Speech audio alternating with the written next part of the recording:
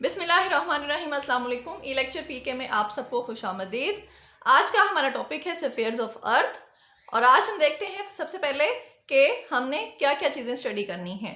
In today's lecture we will study about what is earth called, earth क्या है और अर्थ को इसके अलावा और किन किन नामों से पुकारा जाता है।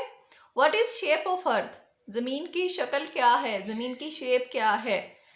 How many spheres of Earth, their functions and effects on human beings.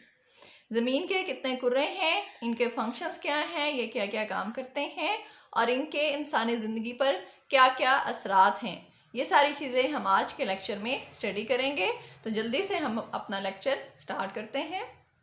जी, सबसे पहले हम अर्थ के बारे में देखते हैं कि अर्थ क्या है, इसका थोड़ा सा इंट्रोडक्शन लेंगे। Earth is third planet from the सन।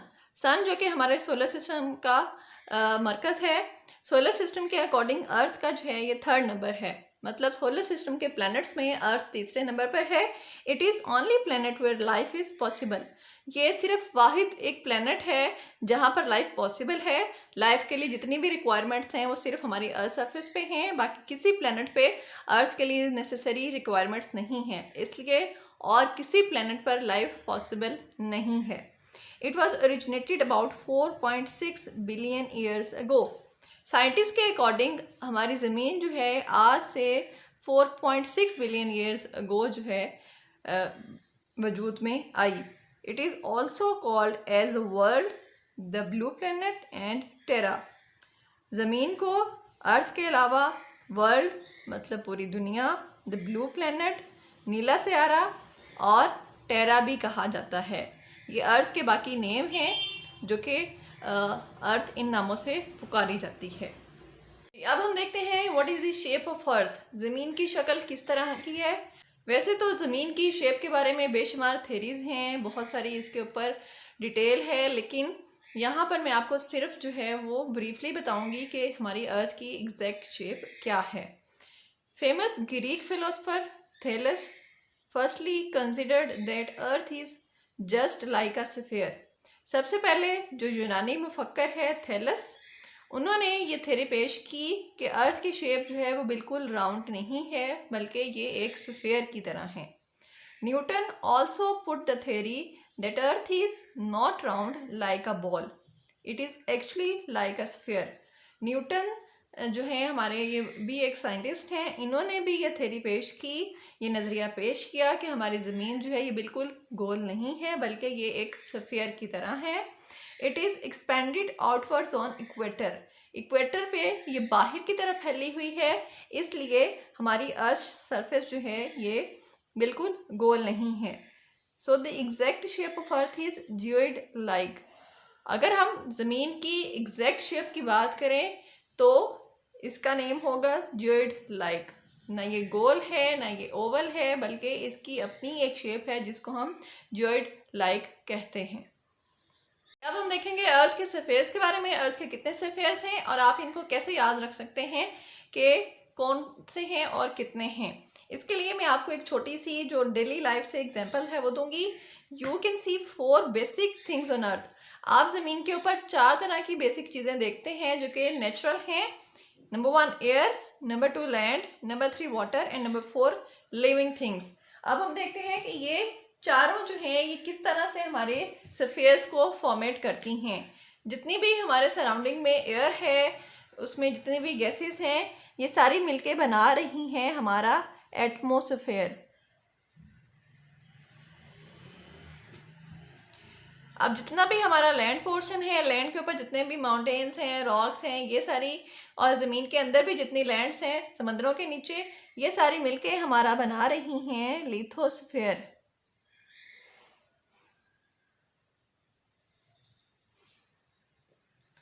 जितना भी सरफेस के ऊपर वाटर है, पानी है, किसी भी फॉर्म में है, ये सारा पानी मिलके हमारा बना रहा है हाइड्रोस्फीयर।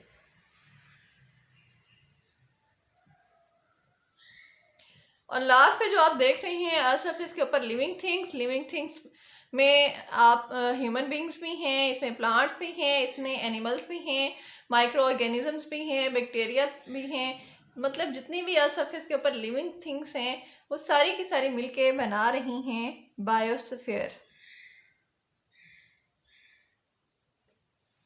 ठीक है, ये 4 हमारी अर्थ सरफेस के स्फीयर्स हैं और 4 बेसिक चीज़ों से आपको हमेशा के लिए याद रहेगा कि कौन कौन से स्फीयर्स हैं और यहीं से इनके फंक्शन जो हैं वो भी क्लियर हो रहे हैं। अब इनके बारे में वन बाय वन हम डिस्कस करते हैं ताकि आप इनके फंक्शंस और हमारे ऊपर इनके इफ़ेक्ट्स को अच्छी तरह से अंडरस्टैंड कर सकें। जी, एटमॉस्फेयर या कुर्रा हवा जो हमारी अर्थ सरफेस का सबसे पहला कुर्रा है, इसके बारे में हम देखते हैं। All gases, dust particles, water vapours around us made atmosphere. हमारे इर्द गिर्द जितनी भी गैसें हैं, oxygen, carbon dioxide, nitrogen, ozone और बाकी सारी गैसेस, डस्ट पार्टिकल्स, जितने भी खाकी ज़रात हैं, मिट्टी के ज़रात हैं, वाटर वेपर्स, आबी बुखारात, ये सारी चीज़ें हमारे इर्द गिर्द मौजूद हैं और ये सारी चीज़ें मिलके हमारा एटमॉस्फेयर बना रही हैं। It starts from a few metres above sea level to 60,000 kilometres. ये ज़मीन की सतह से सिर्फ चंद मीटर ऊपर से लेकर 60,000 किलोमीटर की बुलंदी तक मौजूद है। It allows sun rays to reach earth and block them to go back. सूरज की जो शुआएं हैं वो एटमॉस्फेयर की वजह से ज़मीन तक पहुंचती हैं। अगर एटमॉस्फेयर ना हो तो सूरज की शुआएं जो हैं ये खला में ही भटक के ख़त्म हो जाएं, हमारी ज़मीन की सतह पर ना आएँ। और एटमॉस्फेयर जो है ये सन की रेस को फिर ज़मीन से टकराने के बाद वापस जाने से रोकता है। अगर एटमॉस्फेयर ना हो तो ज़मीन के साथ सूरज की रेस जो है वो टकराएं, रिफ्लेक्ट होके बाकी सारी की सारी वापस खला में चली जाएं और हमारी अर्थ सरफेस का जो टेम्परेचर है वो बिल्कुल कूल डाउन रहे। जिस तरह बाकी जो प्लैनेट्स हैं उनका टेम्परेचर कूल डाउन है, वहाँ पे लाइफ पॉसिबल नहीं है। इसी तरह अगर एटमॉस्फेयर ना होता तो हमारी अर्थ सरफेस के साथ भी यही सिचुएशन होती। ये सिर्फ एटमॉस्फेयर है जो सन की रेज़ को ज़मीन तक आने देता है, इनको वापस जाने से रोकता है और हमारी अर्थ का जो टेम्परेचर है वो बैलेंस रहता है और हम अर्थ सरफेस के ऊपर सर्वाइव कर रहे हैं। All earth phenomenas like formation of seasons, clouds and rain, dust storms, fog are due to atmosphere. ज़मीन के ऊपर जितने भी कुदरती मज़ाहिर हैं जैसे मौसमों का बदलना, बादलों का बनना, बारिश का आना, डस्ट स्टॉर्म या आंधी और सर्दियों के मौसम में फोग या धुंध, जितनी भी ये सारे मज़ाहिर हैं ये सिर्फ़ और सिर्फ एटमॉस्फेयर की वजह से हैं। अगर एटमॉस्फेयर ना हो तो हमारी ज़मीन भी, हमारी अर्थ सरफेस के ऊपर इनमें से कोई फिनोमेना हैपन नहीं होगा, मतलब ज़मीन के ऊपर लाइफ जो है वो पॉसिबल नहीं होगी। Atmosphere protect us from harmful rays of sun through ozone. Atmosphere जो है ये हमें ओजोन के ज़रिए सूरज की तरफ से आने वाली नुकसानदेह शुआओं से भी महफूज रखती है। मतलब अगर एटमॉस्फेयर ना हो, एटमॉस्फेयर के अंदर मौजूद ओजोन ना हो तो सन की रेज जो हैं वो डायरेक्ट हमारी अर्थ सरफेस के ऊपर आएंगी तो ये हमारे लिए बहुत हार्मफुल हैं, बहुत नुकसानदेह हैं। ओजोन के बारे में डिटेल और एटमॉस्फेयर की बाकी सारी गैसेस जो हैं उनका क्योंकि बहुत सारे फंक्शंस हैं, उनकी डिटेल इंशाल्लाह नेक्स्ट लेक्चर में हम स्टडी करेंगे, क्योंकि इस तरह हम बिल्कुल अपने ट्रैक से हट जाते तो सारी गैसेस को डिस्क्राइब करते हुए। इसलिए बस इतना ही कि ओजोन के ज़रिए एटमॉस्फेयर जो है ये हमें सूरज की हार्मफुल शुआओं से प्रोटेक्ट कर रही है। इसके अलावा atmosphere provide oxygen to breathe. हम सब जो सांस लेते हैं वो भी सिर्फ इसलिए क्योंकि एटमॉस्फेयर के अंदर ऑक्सीजन मौजूद है और एटमॉस्फेयर की ऑक्सीजन के ज़रिए हम सांस ले रहे हैं और इसी ऑक्सीजन की वजह से अर्थ सरफेस के ऊपर लाइफ पॉसिबल है। जी, सेकेंड हमारी अर्थ का जो स्फीयर है दैट इज़ लिथोस्फीयर। लिथोस्फीयर के बारे में देखते हैं हम कि लिथोस्फीयर क्या है। Solid land around us is called lithosphere. हमारे इर्द गिर्द जितनी भी हार्ड ज़मीन है, सॉलिड ज़मीन है, उसको हम लिथोस्फीयर कहते हैं।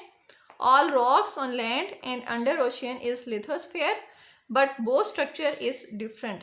जितनी भी रॉक्स हैं हमारी ज़मीन की सतह के ऊपर हैं या समंदरों के नीचे हैं वो सारी की सारी लिथोस्फीयर बनाती हैं, लेकिन ज़मीन के ऊपर जो लिथोस्फीयर है और ज़मीन के नीचे जो लिथोस्फीयर है समंदरों के नीचे, इन दोनों की जो शेप है, इनका स्ट्रक्चर जो है, इनकी साख जो है ये मुख्तलिफ है। Lithosphere provide forest.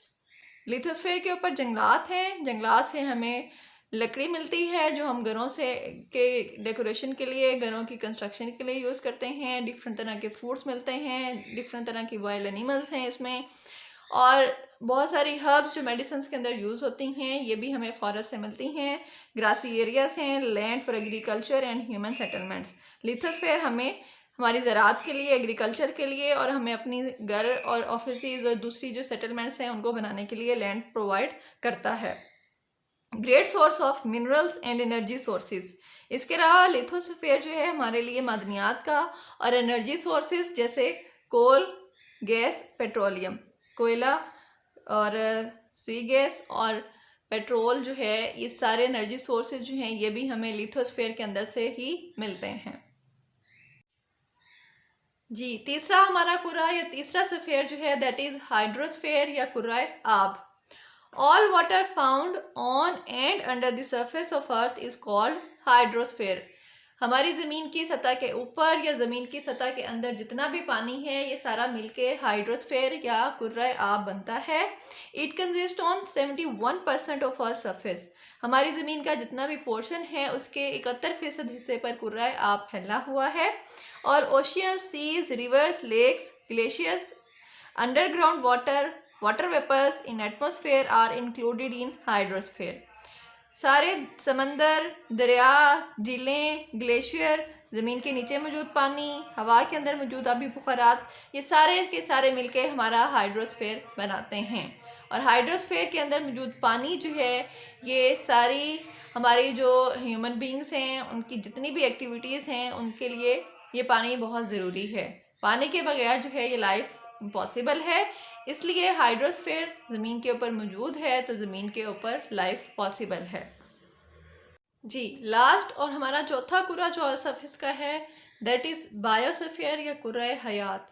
All living things on earth formed biosphere. ज़मीन के ऊपर जितनी भी लिविंग थिंग्स हैं, जितनी भी चीज़ें जो सांस लेती हैं, चलती फिरती हैं, वो सारी की सारी मिलके हमारा बायोस्फीयर बनाती हैं। इसमें सारे के सारे प्लांट्स, सारे एनिमल्स, चाहे वो ज़मीन के अंदर हैं या चाहे ज़मीन पानी में हैं, ये सारे के सारे मिलकर जो है वो बायोस्फीयर बनाते हैं। बायोस्फीयर जो है ये बाकी तीनों स्फीयर्स के ऊपर डिपेंड करता है। वैसे तो सारे जो स्फीयर्स हैं ये आपस में इंटरकनेक्टेड हैं, लेकिन बायोस्फीयर बाकी तीनों स्फीयर्स के ऊपर डिपेंड करता है। बाकी तीनों स्फीयर्स का फंक्शन ठीक है तो बायोस्फीयर का फंक्शन भी ठीक है। अगर बाकी तीनों स्फीयर्स के अंदर कोई प्रॉब्लम है तो बायोस्फीयर के अंदर भी प्रॉब्लम होगी। जी, अब हम देखते हैं how these spheres are interconnected. ये चारों स्फीयर जो हैं ये आपस में इंटरकनेक्टेड कैसे हैं और कैसे कि चारों एक दूसरे के ऊपर डिपेंड करते हैं। एक छोटी सी एग्जांपल जो है आपको दूंगी जिससे आपको क्लियर हो जाएगा कि ये चारों स्फीयर्स कैसे आपस में इंटरकनेक्टेड हैं। देखें, सबसे पहला जो हमारा स्फीयर है एटमॉस्फेयर या कुर्राए हवा। अभी मैंने आपको बताया कि एटमॉस्फेयर के अंदर क्लाउड्स की फॉर्मेशन और रेन की फॉर्मेशन जो है वो होती है। देखें, यहाँ पे हमारे बने क्लाउड्स और क्लाउड से फिर बनी रेन। इस रेन और क्लाउड्स के ज़रिए जो बारिश हुई उसका पानी आया हाइड्रोस्फीयर में, इसके सीज में, रिवर्स में और बाकी सारे फॉर्म में। ठीक है, तो एटमॉस्फेयर ने पानी प्रोवाइड किया हाइड्रोस्फीयर को, इन दोनों का आपस में कनेक्शन हो गया। हाइड्रोस्फीयर का जो पानी था वो कहाँ पे आया, हमारी लिथोस्फीयर पे। लिथोस्फीयर के, क्योंकि जो भी सीज हैं, रिवर्स हैं, ओशियंस हैं, ये सारे कहाँ पे मौजूद हैं, लिथोस्फीयर में। तो पानी सीज का, रिवर्स का, ओशियन का आ गया लिथोस्फीयर पे और लिथोस्फीयर से ये सारा पानी बायोस्फीयर पे चला गया। बायोस्फीयर पे मौजूद लिविंग ऑर्गेनिजम्स हैं उन्होंने ये सारा पानी जो है यूटिलाइज कर लिया, इस्तेमाल कर लिया। इस तरह ये चारों स्फीयर जो हैं ये आपस में इंटरकनेक्टेड हैं, एक दूसरे के ऊपर डिपेंड करते हैं। बायोस्फीयर के अंदर जितनी भी लाइफ है वो या तो लिथोस्फीयर के ऊपर है या हाइड्रोस्फीयर के ऊपर है। ठीक है, अगर पानी के अंदर वाले एनिमल्स हैं, फिश है, दूसरे माइक्रो ऑर्गेनिजम्स हैं जो समुद्रों में हैं, तो वो हाइड्रोस्फीयर के साथ लिंक है। ज़मीन के ऊपर जो हैं, जंगलात में हैं या हम इंसान ज़मीनों पे रहते हैं तो हमारा लिथोस्फीयर के साथ कनेक्ट है। इसके अलावा लिविंग ऑर्गेनिज्म बायोस्फीयर के ऊपर जो है वो सांस ले रही हैं, सांस लेने के लिए उसको एटमॉस्फेयर के ऊपर डिपेंड करना पड़ता है। तो इस तरह ये सारे के सारे जो हमारे स्फीयर्स हैं ये आपस में इंटरकनेक्टेड हैं और ये एक दूसरे के साथ मिलकर हमारी ज़मीन के ऊपर जो लाइफ है उसको पॉसिबल बना रहे हैं। तो ज़मीन के स्फीयर्स के बारे में बस इतना ही। उम्मीद करती हूँ कि आपको इसकी समझ आई होगी, आपने इसको अंडरस्टैंड किया होगा, आपको बहुत सारी चीज़ें सीखने को मिली होंगी। कमेंट बॉक्स में मुझे अपनी राय से ज़रूर आगाह कीजिए क्योंकि ये मेरे लिए एक सोर्स है इनकरेजमेंट का। Thank you very much. अल्लाह हाफिज़।